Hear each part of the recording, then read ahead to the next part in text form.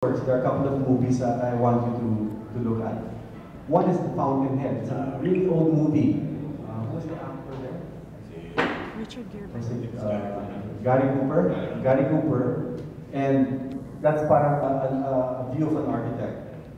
And then, like an ideal view of an architect, being a visionary, who's like a lone ranger trying to change the world. Right? And yes, he doesn't compromise on his principles, and he can, I mean, I think that just to make a brief story short, a brief story of that movie, he was portrayed as an architect who doesn't want to do a certain style of house, or a certain style of architecture. So he kept to his principle. You know, so, and of course nobody wanted to go to him as an artist, because everyone wanted a style a certain way. And so he worked in a masonry as a stone quarry. He was like a stone cutter, you know, menial job, and he didn't do any work until one guy gave him a break. He built a gas station, but the gas station was so modern that made his career. You know, so that's my favorite movie. You know, but and then another movie, it's a documentary of an architect. It's this American architect, Louis Kahn. And that's a real story. My Architect, the name of the movie.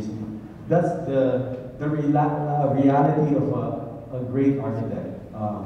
It's sort of an antithesis of Fountainhead. You know, he was poor.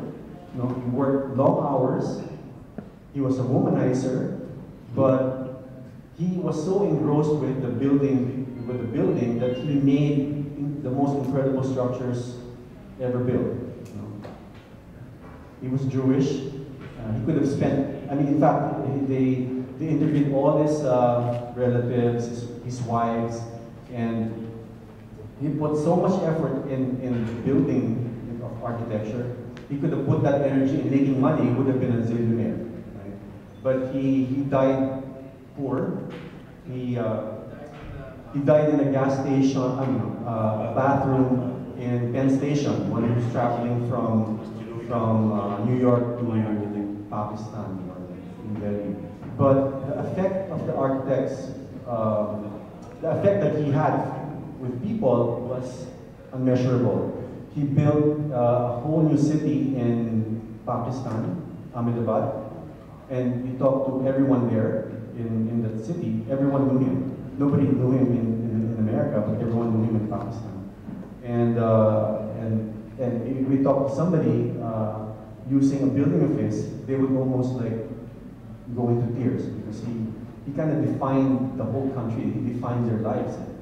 You know, so, and you know, he gave himself, as one of the users put it, he gave himself to them. You know, he was like a guru for them, a selfless guy who just kind of gave up his life to produce, you know, to change people's lives. So that's a real architect for me. I mean, I guess in the movies they kind of depict the architect as a smooth guy who has all these cars, which is like sleek, wearing a nice jacket, you know. So, but the reality is, if you want to be an architect who can really change people's lives, it's more for priestly dedication.